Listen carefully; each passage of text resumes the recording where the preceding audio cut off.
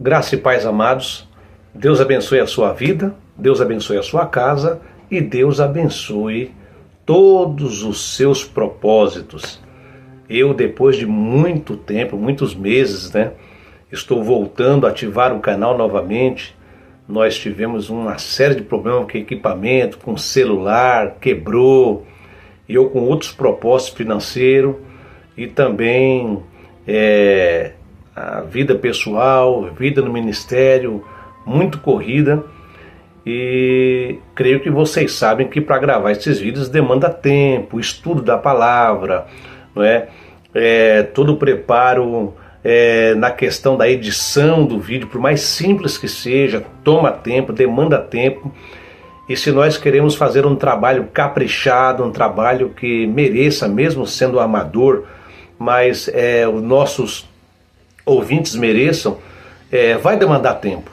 Então agora eu pretendo recomeçar novamente, mas agora de uma forma mais intensa, com a periodicidade menor, e trazer sempre assuntos interessantes dentro do nosso panorama bíblico. E o assunto de hoje é sobre o crente e as doenças, ou o cristão e as doenças. E lá no final deste vídeo, se você gostar do vídeo, eu peço então que você compartilhe com pelo menos uma pessoa, principalmente dentro do tema proposto. Essa pessoa é um crente, está enfrentando um problema de saúde, está doente, e muitas vezes está frustrado com Deus, não está entendendo o processo. É com esta pessoa que você precisa compartilhar este vídeo. Eu quero então iniciar dizendo que hoje, infelizmente, nós temos milhões de pessoas doentes. Eu esses dias estava passando com a minha família na Avenida Paulista, num domingo, e aquela multidão de pessoas, usufruindo ali daquele ambiente de lazer, porque a avenida é fechada de ponta a ponta. E eu disse para minha esposa, enquanto essa multidão de pessoas está aqui, nós temos uma outra multidão de pessoas nos hospitais, deitadas em cima de uma cama, num leito de enfermidade. Eu não sei se você tem percebido, mas nós temos muita gente enferma no meio cristão. E talvez você mesmo que está ouvindo esta mensagem esteja portando algum malefício em seu corpo físico, um desconforto permanente que você não nasceu com ele. E não é só doenças físicas não, mas até as doenças psicossomáticas têm permeado o nosso contexto.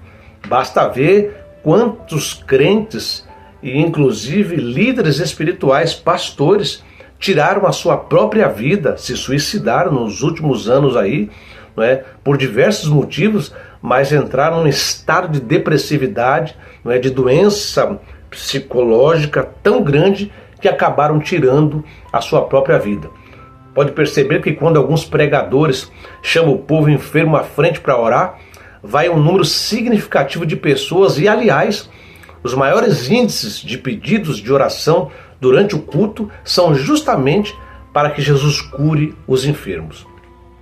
A realidade das doenças na vida dos crentes verdadeiros é uma questão complexa e multifacetada, conforme revelado nas Escrituras e na história da igreja.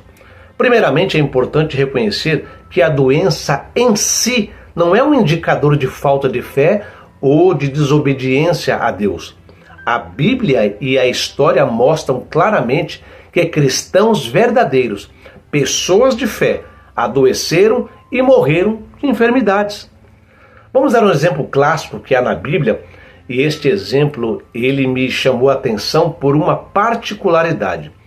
Você lembra e você conhece a história de Elias e Eliseu. Eliseu é um homem dos milagres. Elias realizou 13 grandes feitos e milagres, Elias.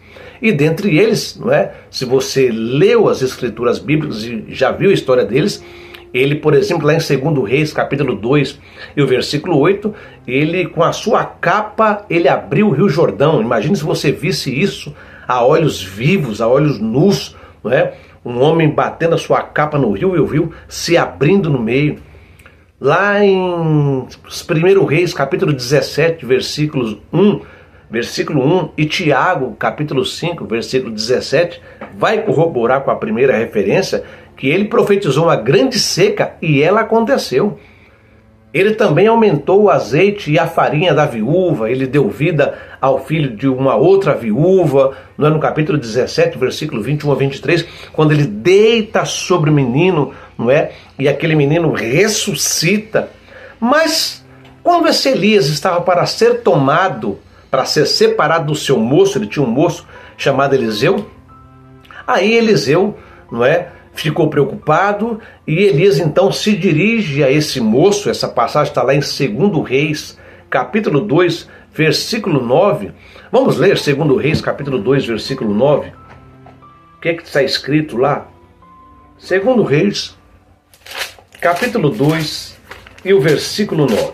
Vamos lá, acompanha comigo aqui para nós nos contextualizarmos melhor. Está dizendo assim, 2 Reis, capítulo 2, versículo 9. Página não muito fininha, né? Difícil de achar. Havendo eles passado, Elias disse a Eliseu: pede-me o que queres que te faça antes que eu seja tomado de ti. E disse Eliseu: peço-te que me toque por herança porção dobrada do teu espírito. Tem tradução que diz: eu peço que haja porção dobrada sobre mim do espírito que está no Senhor. Aí no versículo 10 diz assim: e disse Elias: dura coisa pediste, todavia se me vires quando eu for tomado de ti, assim se te fará. O que seria feito? Ele receberia a porção dobrada do profeta Elias. Porém, se não me vires, não se te fará. Aí, amados, mais para baixo, não é? No versículo 11, está dizendo assim: indo eles andando e falando, eis que um carro de fogo, com cavalos de fogo, os separou um do outro, e Elias subiu ao céu num redemoinho. Olha só, mas aí o que aconteceu? Eliseu estava, na nossa linguagem popular, estava na cola de Elias, ele viu tudo. O que aconteceu então? Então Eliseu recebeu porção dobrada do espírito que estava em Elias, do espírito de Elias. Gente, não é porção dobrada do Espírito Santo, tá? Deixa eu abrir um parêntese aqui, né? A gente vê algumas orações, alguém orando assim: Senhor, me dá a porção dobrada do teu Espírito. Gente, quem é que aguenta receber o próprio Espírito Santo? Se ele viesse com intensidade sobre esse corpo físico aqui, ele não suportaria, explodiria. Né? Imagina receber porção dobrada do Espírito Santo, né? E alguns pregadores até pregam assim também, né? Esta noite receba a porção dobrada do Espírito de Deus. Bobagem. É gente que não leu a palavra de Deus. Então aqui Eliseu pediu porção dobrada do Espírito de Elias. Espírito com E minúsculo, ou seja, do poder, da unção que estava nele. E por receber porção dobrada, então, Eliseu realizou o dobro de grandes feitos e milagres. Se tornou um homem poderosíssimo em Deus. E dentre esses feitos, por exemplo, ele abriu o Rio Jordão, ele sarou as águas de Jericó, ele aumentou o azeite da viúva, ele ressuscitou o filho da sunamita, não é? Ele tirou a morte da panela. Lembra que alguém gritou a morte na panela, porque eles tinham colhido colossíndidas, que era um tipo de pepino venenoso, e ele mandou então que jogasse farinha e já não havia mais morte na panela, não é? Ele multiplicou pães, ele orientou, não é, a Naamã que tomasse um banho lá no Rio Jordão e ele voltou curado da lepra, não é? Ele fez flutuar o machado, enfim. E este mesmo Eliseu, depois de morto, ele ressuscitou um defunto. Você sabia disso? Este homem era tão poderoso e milagreiro, mas ele também ficou doente. Nós vamos falando sobre doença, não é isso? No nosso assunto, não é doença, mas ele também ficou doente. E apesar da porção dobrada do espírito de Eliseu, ele não foi trasladado como Elias, que nem viu a morte, não é? Que não experimentou a morte. Tem um texto lá em 2 Reis, capítulo 13. Vamos ler. 2 Reis, capítulo 13, versículo 14. Acompanha comigo aí. Estando Eliseu padecendo da enfermidade de que havia de morrer, olha só, Joás, rei de Israel, desceu a visitá-lo, chorou sobre ele e disse: meu pai, carro de Israel e seus cavaleiros. Olha só, tá vendo aí? Não é? E aí, gente, tá dizendo aqui, mais para baixo, que estava vindo algumas tropas de moabitas para invadir a terra, bem na entrada, no começo do ano. E aí eles estavam carregando um homem que já estava morto, um grupo de israelitas estava carregando um homem que já estava morto, quando eles se depararam com essa tropa invasora. O que eles fizeram? Eles jogaram o homem na sepultura de Eliseu, que provavelmente estava aberta, e os ossos estavam expostos, uma sepultura que provavelmente, pelo contexto, estava mal cuidada, né?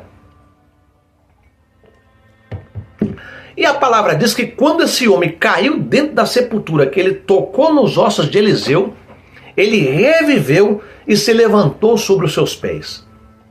Vejam, Eliseu realizou milagre até depois de morto. Mas a Bíblia diz, eu li para vocês a referência anterior, que ele morreu da sua doença com que ele estava doente. Deus não o curou. Não é isso? Até depois de morto ele fez milagre, mas ele mesmo morreu da sua doença. Ou nós queríamos que ele estivesse vivo até o dia de hoje. Portanto, a presença da doença na vida de um crente não deve ser automaticamente interpretada como sinal de deficiência espiritual ou então de uma punição divina por um pecado. Além disso, as doenças não fazem distinção religiosa. A fé, apesar de ser uma força poderosa, não nos cura de todas as enfermidades. Os hospitais e as clínicas estão cheias de evangélicos de todas as denominações, sofrendo de diversos males. Estão fazendo um tratamento, passando por uma bateria de exame.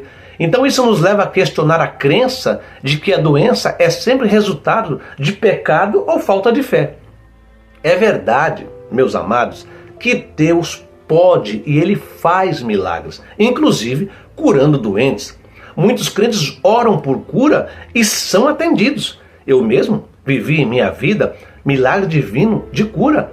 E eu vi também isso acontecer no meio da minha família. Eu vi gente da nossa convivência curada de câncer em estado terminal. Esses olhos aqui viram, eu vi. No entanto, a realidade é que muitos permanecem doentes e até morrem acometidos de doenças terminais, apesar das orações e pedidos a Deus.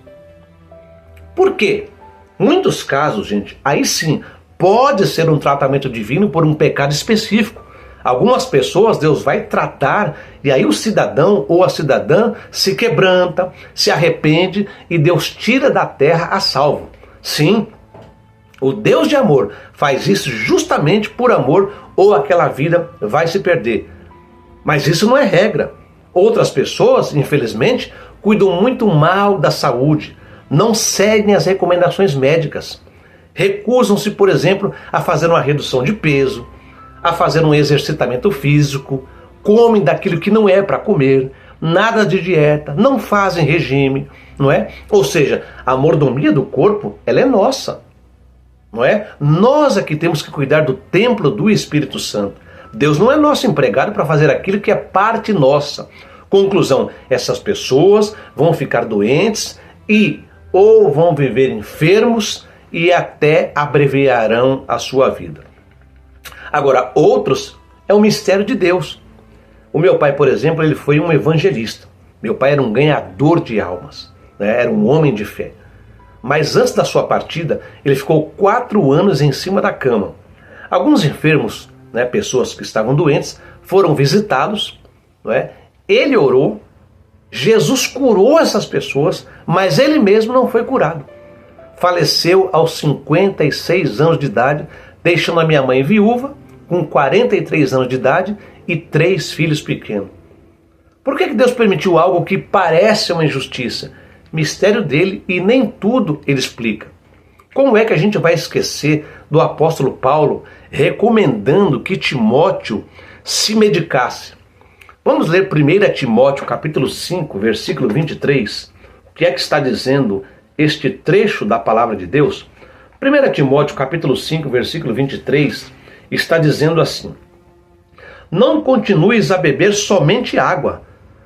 Usa um pouco de vinho por causa de teu estômago e das tuas frequentes enfermidades, no plural. Olha só, não continues a beber somente água. Tome também um pouco de vinho por causa do seu estômago e das suas frequentes enfermidades. Peraí. Paulo não era um homem dos milagres? A Bíblia diz que onde Paulo passava, havia grande alegria e muitos milagres aconteciam. Lembra-se que até o seu avental ele foi repartido em lenços para que as pessoas ficassem curadas. E ele curou também um jovem chamado Eutico, que quando Paulo estava pregando, não é? Ele adormeceu sentado na janela, caiu do terceiro andar. Paulo então interrompe aquele culto, desce até a parte inferior, abraça aquele jovem e disse assim: a vida ainda está nele. E a palavra diz que aquele moço levantou-se ressuscitado. Por que esse mesmo Paulo ele não orou por Timóteo invocando a cura? Não é? E outra coisa, Paulo era um cooperador seu e justamente por ser um cooperador seu, não é? É que ele teria, entre aspas, a obrigação de orar por este homem e curá-lo da sua doença, não é? Ora, esse homem ajudava no seu ministério, precisava de uma boa saúde para fazer a obra. E até alguém vai dizer assim: ah, será que não era a falta de fé de Timóteo? Só que isso não se sustenta se a gente vê João capítulo 9.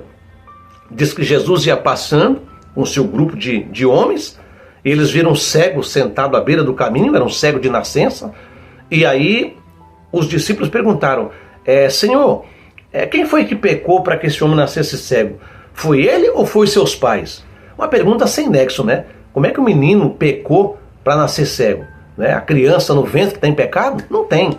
Mas enfim, fizeram a pergunta: Senhor, quem pecou? Foi ele ou foi seus pais? Jesus disse assim: não, nem ele pecou e nem seus pais, mas ele está assim para que se manifeste nele a glória de Deus.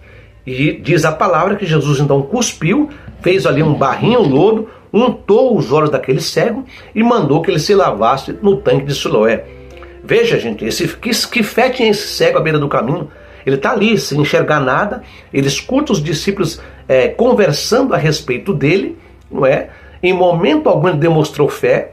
Jesus cospe no chão, não disse assim: ó, vai lá te lavar que você vai voltar curado, não. Jesus sujou, né, o olho dele, e ele percebeu que estava com o rosto cheio de barro, de lodo.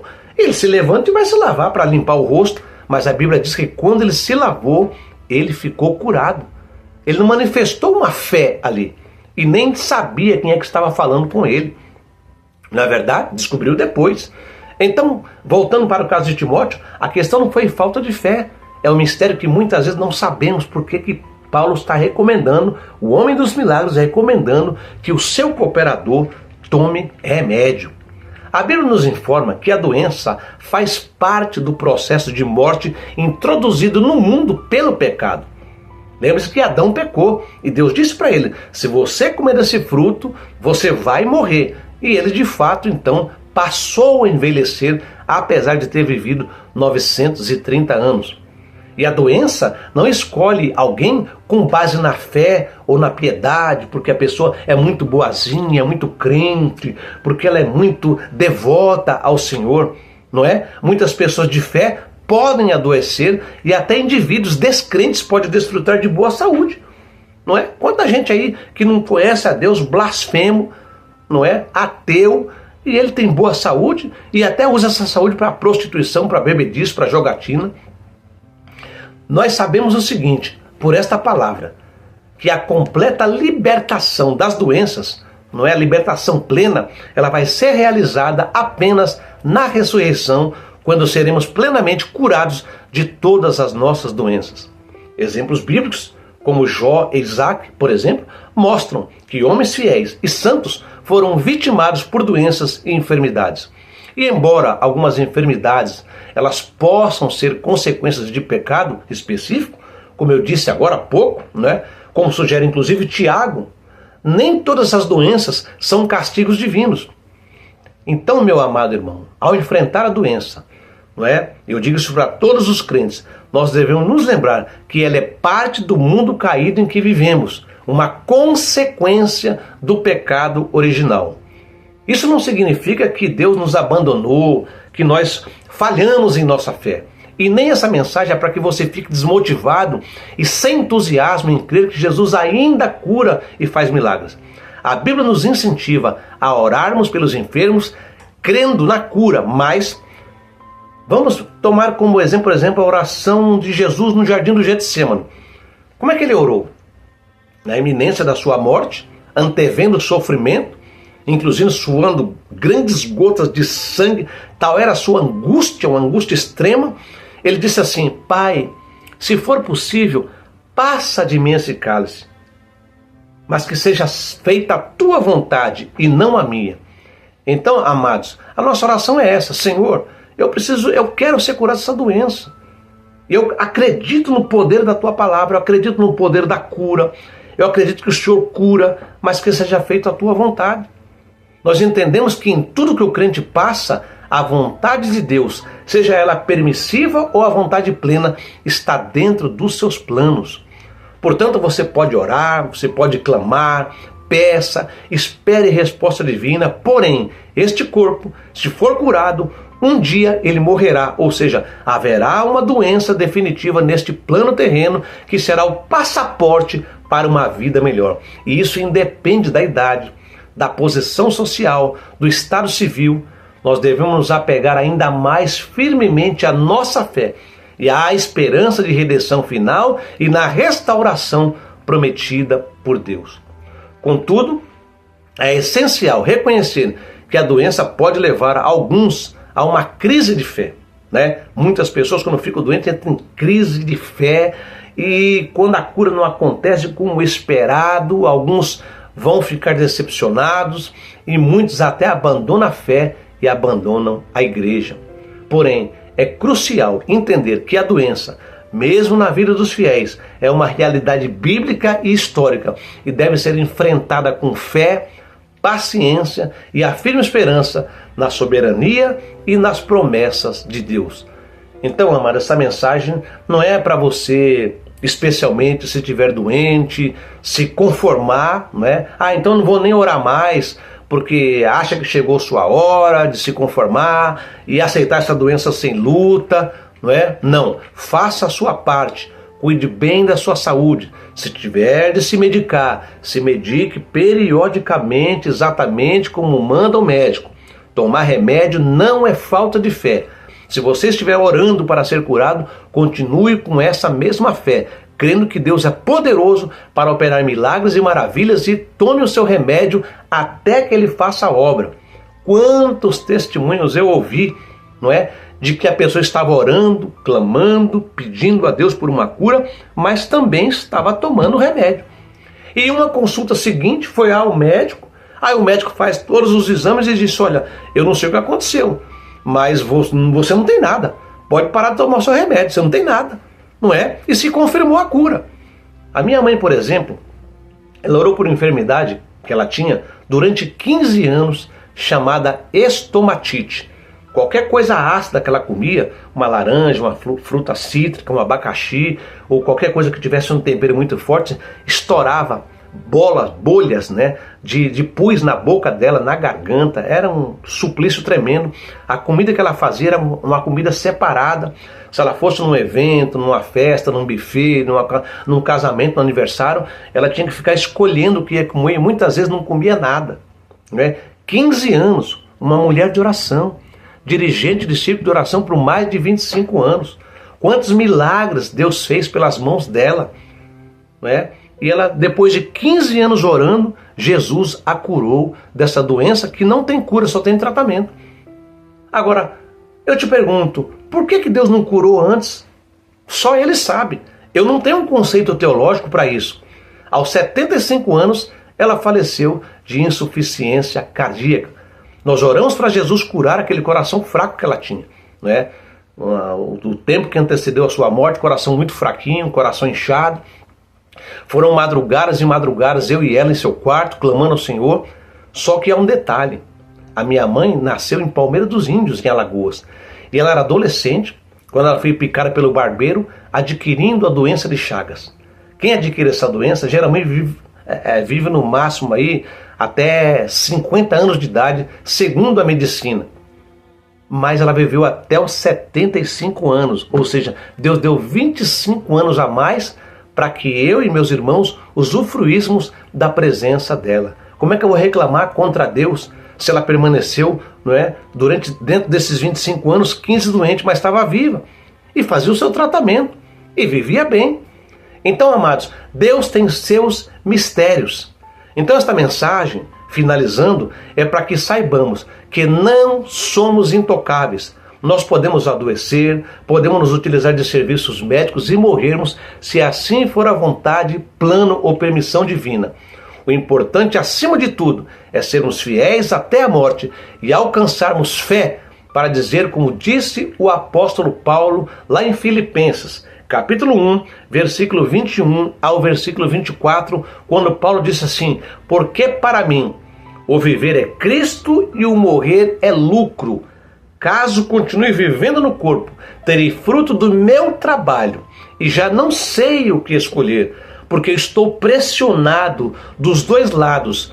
Eu desejo partir e estar com Cristo, que é melhor. Contudo, é mais necessário, por causa de vocês, ele dizendo para as igrejas, que eu permaneça no corpo. Então, amados, acima de tudo isso, acima desse plano terreno, nós temos uma moradia lá no porvir.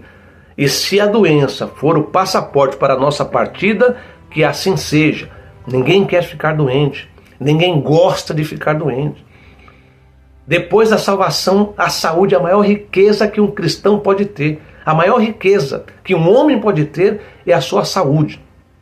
Mas infelizmente, ou felizmente, muitas vezes Deus permite para nos provar, para que cheguemos no lugar, ou para que nós possamos nos aproximar mais dele, ou é uma consequência de nossos próprios atos, de não cuidarmos bem do nosso corpo, enfim. Mas o importante é nós nunca abandonarmos a fé e continuarmos confiando que Deus está cuidando de nós.